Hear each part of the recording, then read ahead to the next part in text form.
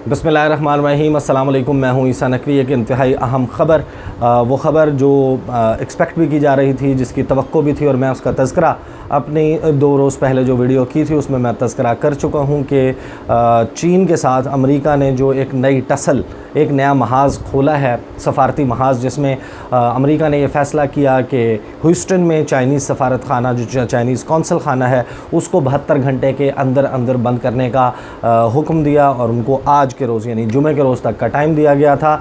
आज उन्होंने पैकअप करना है और चीनी कौंसल खाना ह्यूस्टन में बंद हो जाएगा। उसके बाद से उस वीडियो में मैंने बताया था कि अब चीन क्या इक़दाम करने के लिए जा रहा है, उसके हवाले से मुख्तलिफ़ ऑप्शंस ज़ेर गौर थे। सबसे ज़्यादा जो तवक्को की जा रही थी कि शायद हांगकांग में जो अमरीकी कौंसल खाना है उसको बंद कर दिया जाएगा। थोड़ा सा मैं आपको बैकग्राउंड में ये बता दूं कि चीन के अमेरिका में 5 कौंसल खाने हैं, 5 कौंसलेट्स हैं, और उनकी एम्बेसी है वाशिंगटन में। इसी तरीके से अमेरिका जो है उसका एक इजाफ़ी कौंसल खाना था, 6 कौंसल खाने थे, 6 कौंसलेट्स थे, और एक उनकी एम्बेसी जो है वो बीजिंग में थी। और इस सारे मामले के हवाले से जिस वक्त ये तवक्को की जा रही थी कि शायद हांगकांग या फिर हुबे प्रोविंस में वुहान के शहर में जो अमरीकी कौंसल खाना है उसको बंद कर दिया जाए, इसके हवाले से एक पोल भी हुआ था। उसमें भी वोट जो है वो 80% दिए आए थे कि हांगकांग का सफ़ारत खाना में जो कौंसल खाना है उसको बंद कर दिया जाए, या फिर दूसरे नंबर पर 20% जो वोट्स हैं वो मिले थे कि वुहान में अमरीकी कौंसल खाना बंद कर दिया जाए। लेकिन एक बड़ा सरप्राइजिंग किस्म का डिसीजन लिया है, जिसकी उस तरीके से तवक्को नहीं की जा रही थी, क्योंकि ये एक निस्बतन छोटा कौंसलेट है। तकरीबन 200 एम्प्लॉइज़ काम करते हैं चेंगडू में।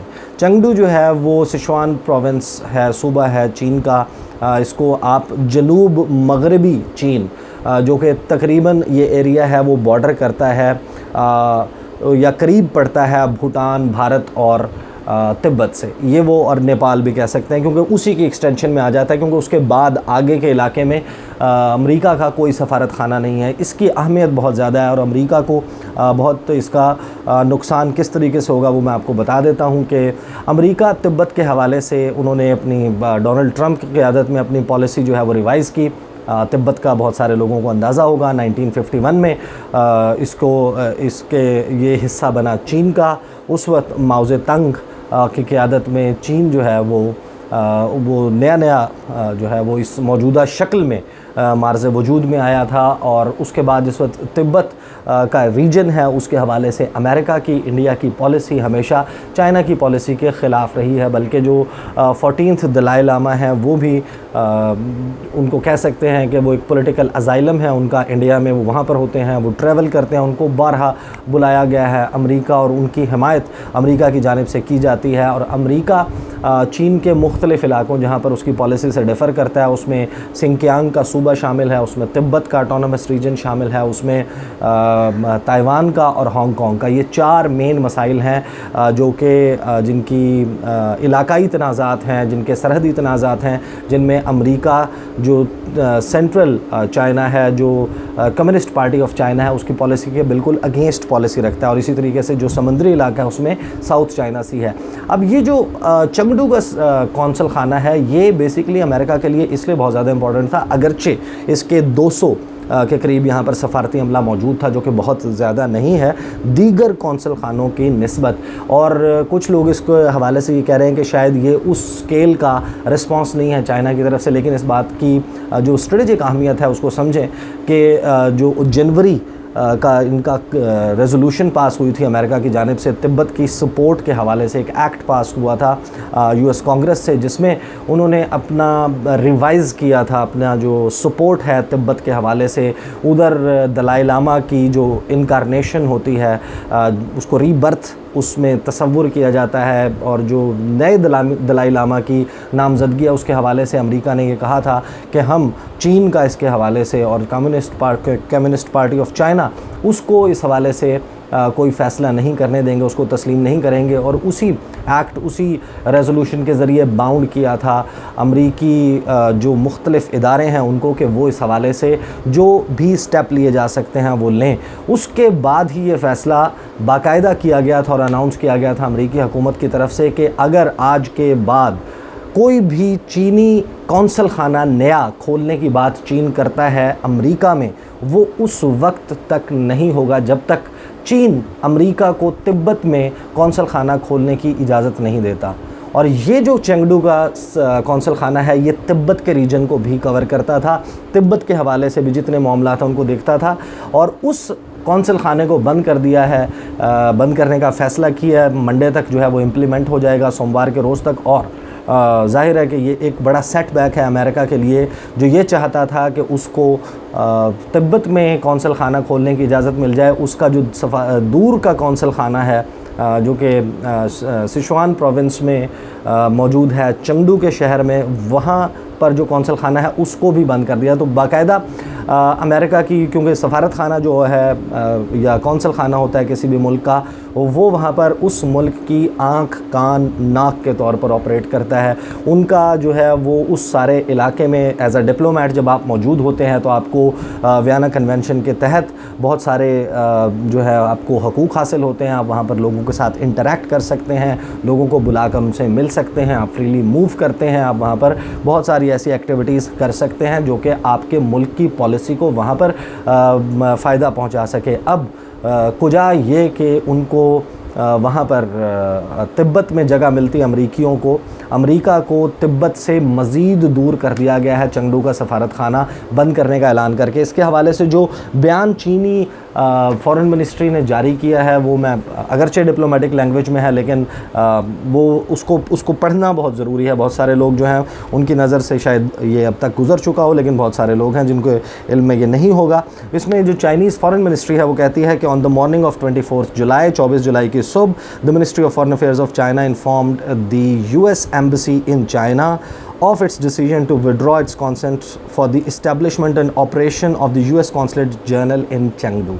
यानी कि 24 जुलाई की सुबह चीन ने अमेरिका को ये आगाह कर दिया है कि हम अपनी वो जो परमिशन है वो वापस ले रहे हैं अमेरिका के कौंसल खाने की तामीर और उसके ऑपरेशंस के हवाले से। फिर वो कहते हैं कि the ministry also made specific requirements on the ceasing of all operations and events by the consulate general, कि उसके जितने भी ऑपरेशंस हैं उनको फौरी तौर पर हॉल्ट कर दिया जाए, बंद कर दिया जाए। ये अमेरिका को कन्वे कर दिया गया है। इसके बाद वो एक बैकग्राउंड के ऊपर कहते हैं कि on 21 July the US launched a unilateral provocation, जिसका मैं तज़किरा कर चुका हूँ कि अमेरिका ने यूनिलैटरली यकतरफ़ा तौर पर फ़ैसला किया। और उसमें अमेरिका ने जो इल्ज़ाम लगाए थे उनमें एक ये कि इंटेलेक्चुअल प्रॉपर्टी राइट्स जो हैं, जो ट्रेड सीक्रेट्स हैं, जो राज हैं ट्रेड के, यह इल्ज़ाम था अमेरिका का कि उन्होंने ये इल्ज़ाम लगाया कि चीन उनके ट्रेड सीक्रेट्स को चोरी करता है और उसकी बुनियाद पर वो अपनी मुआशी तरक्की जो है वो कर रहा है। उसके अलावा उन्होंने एक और इल्ज़ाम जो है वो लगाया कि 2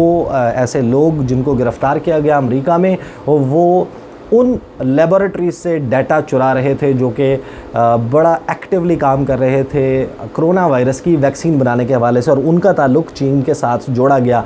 एक स्टैंड ऑफ का ऑब्वियसली बाकायदा एक हिस्ट्री है चीन और अमेरिका के दरमियान, तनाज़ात हैं, वो मैं अपनी मुख्तलिफ़ वीडियोज़ में उनका तज़किरा करता रहा हूँ, आप देख सकते हैं। बल्कि गुज़श्ता रोज़ मैंने खला के हवाले से, मार्स के मिशन के हवाले से भी एक वीडियो की थी जिसमें तियानवन-1 लॉन्च किया है चाइना ने, जो कि फरवरी 2021 में पहुंचेगा मरीख़ पर। और साथ ही 30 जुलाई को नासा का एक मिशन जो है वो भी मरीख़ के लिए रवाना हो रहा है। और बाकायदा अब इंटरनेशनल मीडिया इसको कह रहा है कि जो खलाएँ हैं उनको मुसख्खर करने के और दीगर सैयारों पर पहुंचने की और खला पर अपनी डोमिनेंस बनाने की लड़ाई और झगड़ा बाकायदा शुरू हो गया। अगरचे हिस्टोरिकली इससे पहले चीन और अमेरिका के जो एस्ट्रोनॉट्स हैं, जो इनके स्पेस टेक्नोलॉजी और स्पेस को देखने वाले इदारे हैं, उनका आपस में बाकायदा एक कॉलीग्स की तरह का एक बहुत अच्छा एक दूसरे के साथ कोलैबोरेशन थी, एक दूसरे के साथ ताउन था, एक दूसरे को मुबारकबादें देते रहे। वो वीडियो आप ज़रूर देखिएगा। इससे बिल्कुल जो पहले, इस वीडियो से बिल्कुल पहले वाली वीडियो है उसमें इस सारे मामले का तज़किरा है, वो आप देख सकते हैं। अच्छा, उसके बाद जो है चीनी जो मिनिस्ट्री ऑफ फॉरेन अफेयर्स है वो ये कहती है कि the US move seriously breached international law. अमरीकी जो फ़ैसला है उसने बैनुल-अक़वामी क़वानीन की ख़िलाफ़ वर्जी की है। The basic norms of international relations, जो एक डिप्लोमेटिक प्रैक्टिस है पूरी दुनिया में, इंटरनेशनल प्रैक्टिस है, एक ज़ाबिता कार है, उसकी ख़िलाफ़ वर्जी की है। And the terms of the China US consular convention, जो आपस में चीन और अमेरिका का सफारती ताल्लुकात का मुआहदा है उसकी भी खिलाफ वर्जी की है। उसके बाद वो कहते हैं कि it gravely harmed China US relations, इससे बहुत ज़्यादा मुतासर हुए हैं। The measures taken by China is a legitimate and necessary response to unjustified act by the US। यहाँ पर उन्होंने कहा है कि ये चीन का अपना अमल नहीं है बल्कि रद्द अमल है उस अमल का जो कि अमेरिका ने किया था। It confirms with international law, ये इंटरनेशनल लॉ के बैनुल-अक़वामी क़वानीन के मुताबिक है। The basic norms of international relations and customary diplomatic practices. इसके हवाले से ज़ाहिर है बहुत सारे लोगों को अब ये ज़ाहिर है कि मालूम है कि पूरी दुनिया में सफारतकारी के जो कुछ अनरिटन रूल्स हैं वो ये कि tit for tat, reciprocal basis के ऊपर कि अगर एक मुल्क दूसरे मुल्क के ख़िलाफ़ एक ख़ास किस्म की कार्रवाई करता है तो स्टैंडर्ड डिप्लोमेटिक प्रैक्टिसेस यही हैं कि वो दूसरा मुल्क भी उतना ही रिएक्शन दिखाता है उस मुल्क के ख़िलाफ़ जिसने ये अमल किया होता है। हमने ये पाकिस्तान और इंडिया के दरमियान जो मामलात हैं उसमें बारहा देखा है कि अगर भारत की जानिब से कुछ पाकिस्तानी सफारती अमले के ऊपर इल्ज़ाम लगाकर उनको भेजा जाता है तो फिर यहाँ से भी रेसिप्रोसिटी होती है। 2019 में पाकिस्तान ने जिस वक्त एनेक्सेशन, इलीगल एनेक्सेशन हुई कश्मीर की, उस वक्त भारत के जो सफ़ीर हैं जब सारिया, उनको यहाँ से वापस जाने का कहा और साथ ही पाकिस्तान ने उस वक्त ये फ़ैसला भी कर लिया था कि हम अपना सफ़ीर नई दिल्ली नहीं भेजेंगे। तो ये जो टिट फॉर टैट है ये मुख्तलिफ ममालिक के दरमियान चलता रहता है। अलबत्ता अभी ये जो डेवलपमेंट हो रही है चीन और अमेरिका के दरमियान, ये बहुत इम्पॉर्टेंट है। इसके असरात आने वाले दिनों पर होंगे। बहुत सारे ममालिक जो अपनी जो दोस्तियां हैं, अपनी जो अलाइंस है, अपना जो इत्तेहाद है, वो अब ज़ाहिर है कि अगर दो दुनिया के सबसे बड़े ममालिक उनके दरमियान लड़ाई होगी, दुनिया की दो सबसे बड़ी मईशतों के दरमियान लड़ाई होगी, तो फिर ग्रुप बंदियाँ भी होंगी, नए ब्लॉक्स भी बनेंगे और फिर एक ब्लॉक मिलकर दूसरे ब्लॉक के ख़िलाफ़ बहुत बरसरे पैकार नज़र आएगा हमें मुस्तकबिल करीब में। अब ये सब कुछ होता नज़र आ रहा है। पहले ये लगता था कि शायद ये सारे वाक़यात इस तरीके से अनफोल्ड ना हों, लेकिन बाकायदा अभी होने लगा है। बरतानिया के हवाले से मैं पहले तज़किरा कर चुका हूँ कि बरतानिया ने किस तरीके से अमेरिका की हाँ में हाँ मिलाई, फिर उसके जवाब में चीन ने क्या किया। पाकिस्तान को इंटरनेशनली चीन के साथ अलाइंड देखा जा रहा है। अगरचे पाकिस्तान ने अमेरिका और चाइना के हवाले से जो इनकी कॉन्फ्लिक्ट है उसके ऊपर अभी तक कोई पब्लिक पोजीशन नहीं ली, लेकिन उसके बावजूद जो ममालिक किसी एक ब्लॉक का हिस्सा होंगे उन पर ही नहीं बल्कि दीगर ममालिक पर भी इसके असरात आएंगे। एक जो इसका पहलू जिसके ऊपर बात करना बहुत ज़रूरी है कि 3 नवंबर 2020 अमरीकी इंतखाबात होने हैं और सदर डोनाल्ड ट्रंप कोशिश कर रहे हैं कि वो दोबारा से अमरीका के सदर मुंतखब हो जाएं। 21 जनवरी 2021 तक ये प्रोसेस कंप्लीट होगा और हमारे सामने या तो मौजूदा सदर जो डोनाल्ड ट्रंप दोबारा से ओवल ऑफिस में मौजूद होंगे या फिर जो बाइडन वहाँ पर मौजूद होंगे। एक डेलिब्रेट एफर्ट डोनाल्ड ट्रंप की तरफ से हमें नज़र आ रहा है कि वो ये चाहते हैं कि इलेक्शन कैंपेन में चाइना पॉलिसी वो अहमियत इख्तियार कर जाए। उन्होंने सबसे पहले ये तमाम तर स्टेप्स लेकर तनाव में शिद्दत लाकर एस्केलेशन करके, जो कि बहुत सारे मकामात पर बाय डिज़ाइन भी नज़र आती है कि ऑन पर्पज़ कोशिश करके वो लड़ाई, जिसे कहते हैं कि लड़ाई अपने इख्तियार की है, लड़ाई को अवॉइड किया जा सकता था, अवर्ट किया जा सकता था, लेकिन वो नहीं किया गया। और अब डोनाल्ड ट्रंप ने अमरीकी अवाम के सामने बड़ी हद तक एक केस बिल्ड किया है कि चाइना से ख़तरा है अमरीका को जो सबसे ज़्यादा नुकसान पहुंचा सकता है वो चाइना है।